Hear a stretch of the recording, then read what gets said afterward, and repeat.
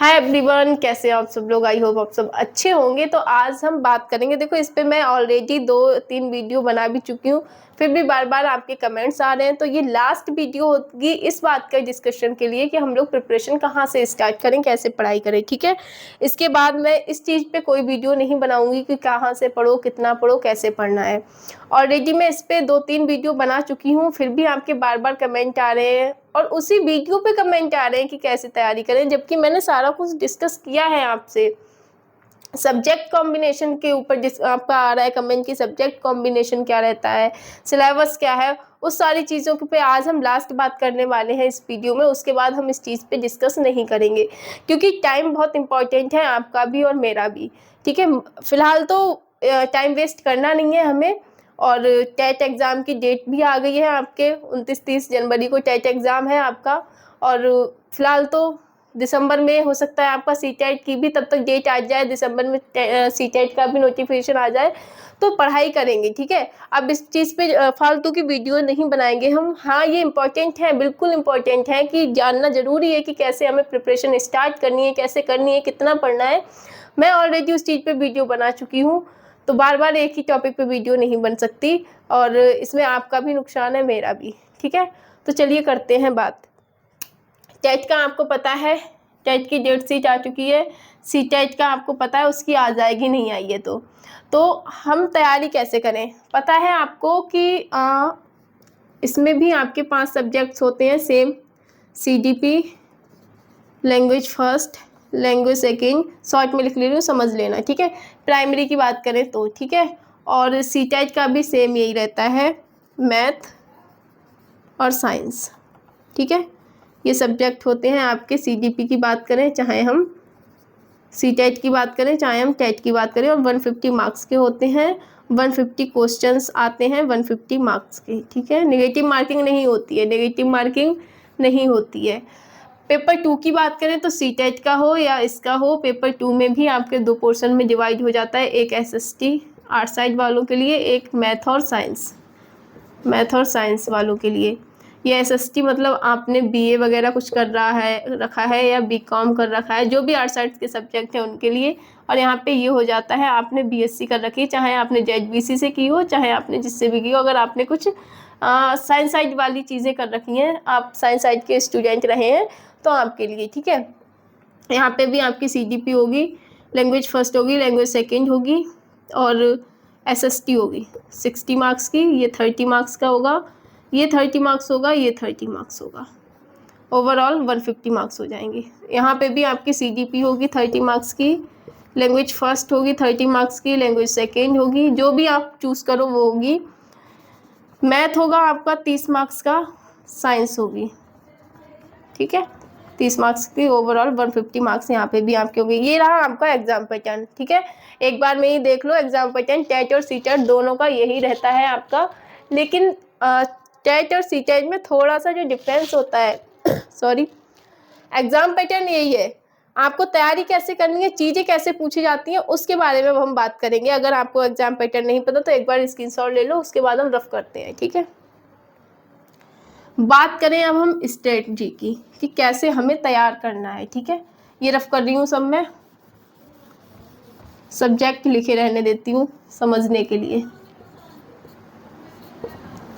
बात करते हैं हमें तैयार कैसे करना है। तो देखो सबसे पहले एक चीज़ बोल दूँ, काफ़ी लोगों के कमेंट आए हैं मेरे पास SST के लिए, ठीक है। किसके लिए? SST के लिए, कि SST कैसे तैयार करें पेपर 2 की, चाहे वो सी टेट के लिए हो या टेट के लिए हो। देखो मैं साइंस साइड की स्टूडेंट हूँ, मैंने अपना सी टेट दिया है, मेरे पास मैथ और साइंस थी, तो मैं SST के बारे में आपको ज़्यादा कुछ नहीं बोलूँगी लेकिन हाँ, बाकी सबसे जो मेरे घर में आसपास के काफ़ी लोग ने SST से भी सी टेट क्वालिफाई किया है, जिनके पास SST थी। तो काफ़ी लोगों का कमेंट आया कि SST के लिए हम कोई बुक फॉलो करें, NCERT बुक्स पढ़ें क्योंकि सिलेबस काफ़ी ब्रॉड है SST का, या फिर कोई कोचिंग ज्वाइन करें, इस तरह से आ रहे थे। तो देखो सबसे पहले तो मैं आपको बोलूँगी, अगर आप NCERT बुक्स पढ़ सकते हो तो वो पढ़ लो, लेकिन NCERT बुक्स SST में आपको पॉलिटिकल साइंस भी है, हिस्ट्री भी है, ज्योग्राफी भी है, तो वो चीज़ें बहुत हो जाएंगी। तो इसके लिए मैं आपको बोलूँगी आप अपना CDP बहुत अच्छा कीजिए, आप अपना लैंग्वेज फर्स्ट बहुत अच्छा कीजिए, लैंग्वेज सेकेंड आप अपनी अच्छी कीजिए। एसएसटी के लिए आप कोई भी एक यूट्यूब चैनल फॉलो कर दो जिसकी वीडियो पड़ी हुई है, ऑलरेडी पड़ी हुई है, आप वो सब देख डालो, एक बार देखो, दोबारा देखो अगर समझ ना आए, और अगर आपको लग रहा है आप बुक्स रीड कर सकते हो एनसीईआरटी, तो वो सबसे बेस्ट है। उसके अलावा फिर आपको कुछ करने की ज़रूरत ही नहीं है। मैं आपको बताऊं, साइंस के लिए मैंने सिर्फ एनसीईआरटी बुक्स पढ़ी थी, कोई यूट्यूब चैनल फॉलो नहीं किया था, सिर्फ एनसीईआरटी बुक्स पढ़ी, उनसे अपने शॉर्ट नोट्स बनाए, मैंने आपको दिखाए भी हैं लास्ट वीडियो में, सारा कुछ डिस्कस कर चुकी हूँ कैसे मैंने प्रिपरेशन की है। तो अगर आप एनसीईआरटी बुक्स पढ़ सकते हो तो वो पढ़ लो, वहाँ से ही सब फंस जाएगा।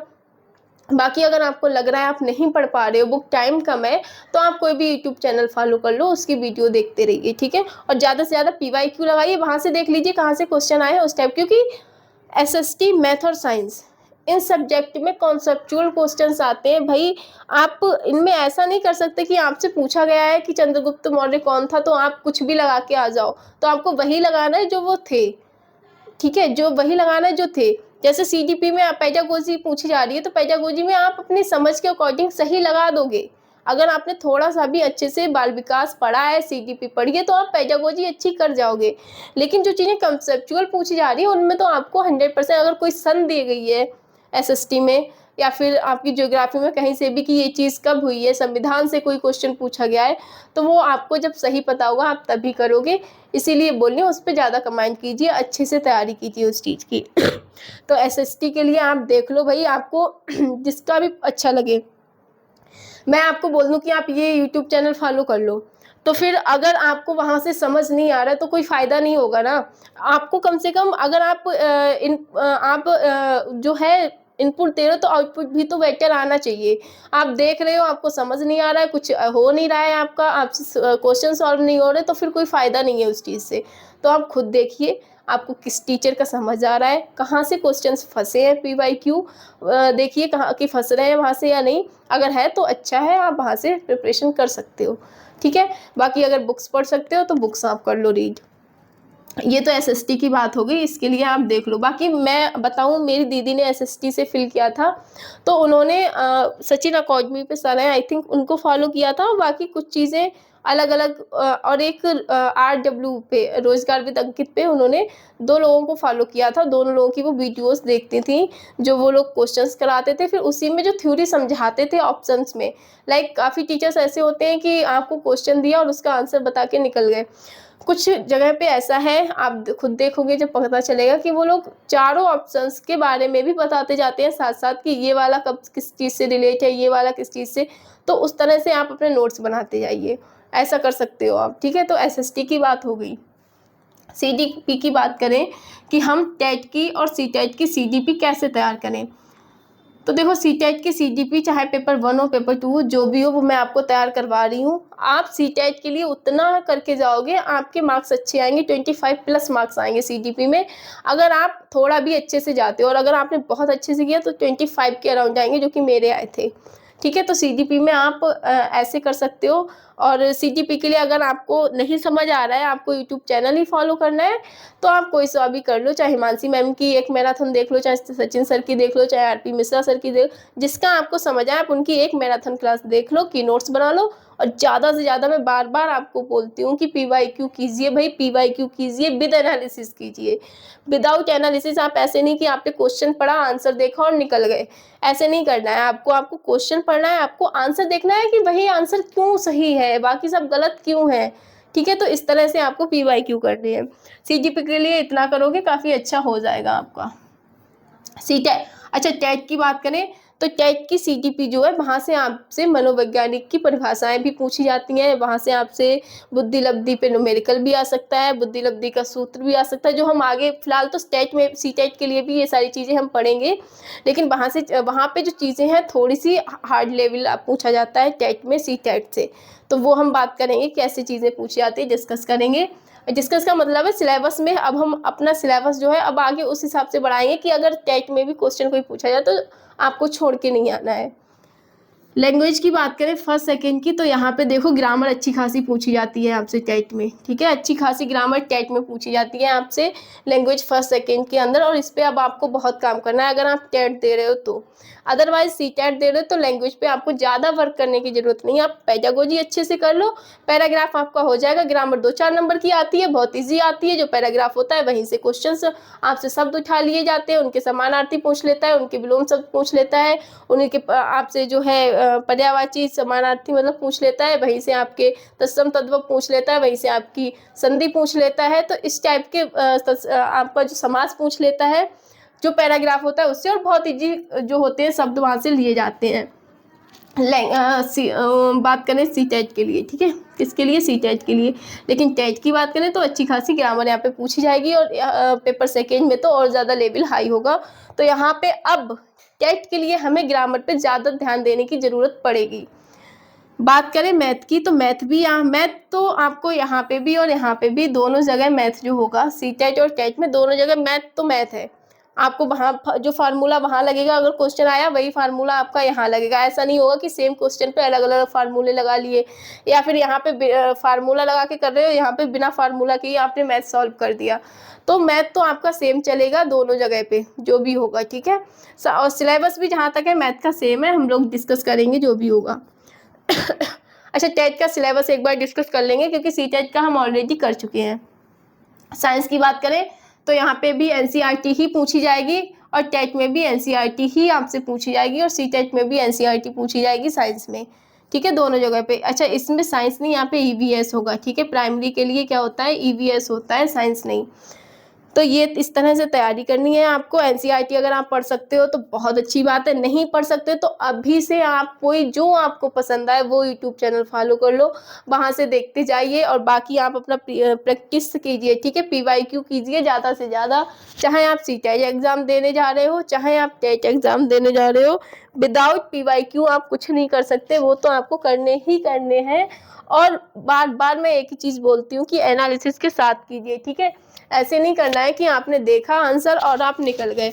एनालिसिस के साथ आपको पीवाईक्यू करने हैं, और करने ही करने हैं, उनको आप छोड़ नहीं सकते, ठीक है। तो इस तरह से प्रिपरेशन कीजिए। बाकी मैं जल्दी आपको टेट का जो क्वेश्चन पेपर आई थिंक मेरे पास रखा है, डिस्कस कर लेंगे हम लोग कैसे क्वेश्चंस आए हुए हैं टेट एग्ज़ाम में। और सी टेट का ऑलरेडी मैं सीटीपी के बारे में बात कर चुकी है, मैथ की बहुत जल्द आपको क्लासेस लेके आऊँ। तो ऐसे आप अपनी स्ट्रेटजी बनाइए। दूसरी चीज़, आप सबके पास काम होते हैं, मेरे पास भी हैं, आपके पास भी हैं, लेकिन वहीं से लोग निकालते भी तो है ना सी टेट, हर किसी के पास काम होते हैं, और हर कोई कॉम्पिटिटिव इतने हार्ड कॉम्पिटिटिव एग्ज़ाम निकाल सकते हैं, तो हम सी टेट नहीं निकाल सकते, हम टेट नहीं निकाल सकते, बिल्कुल कर सकते हैं। एक चीज़ याद रखिए कि आपको जो काम करना है आप सारे काम करो, मैं ये नहीं बोल रही हूँ कि आप कोई काम छोड़ दो, मस्ती मत हो, बिल्कुल करो, लेकिन अपना एक पढ़ाई का टाइम रखो, जिस टाइम में वो टाइम आप अपना किसी को मत दो, चाहे वो कोई भी हो, कोई भी आपसे कुछ भी काम के लिए बोले, अपना पढ़ाई का जो टाइमिंग है वो फिक्स रखो, और उसमें आपको करनी है तो करनी है, उसके अलावा कोई काम नहीं करना। और उस काम में आपको वो टाइमिंग आपको अपना किसी को भी नहीं देना, वो बहुत इंपॉर्टेंट टाइम है आपका, आप अपने लिए करो उस टाइम में कुछ, सबके चक्कर में आप अपना नुकसान कर लोगे। तो बिल्कुल एंजॉय कीजिए, मस्त रहिए, मस्ती कीजिए, लेकिन इतनी मत कीजिए कि आप अपना फ्यूचर बेकार कर ले। तो अच्छे से पढ़ते रहिए। ऑल द बेस्ट, मिलते हैं नेक्स्ट वीडियो में। बाकी कोई डाउट हो तो कमेंट कर देना, रिप्लाई देने की कोशिश करूँगी। अगेन ऑल द बेस्ट, मिलते हैं नेक्स्ट वीडियो में।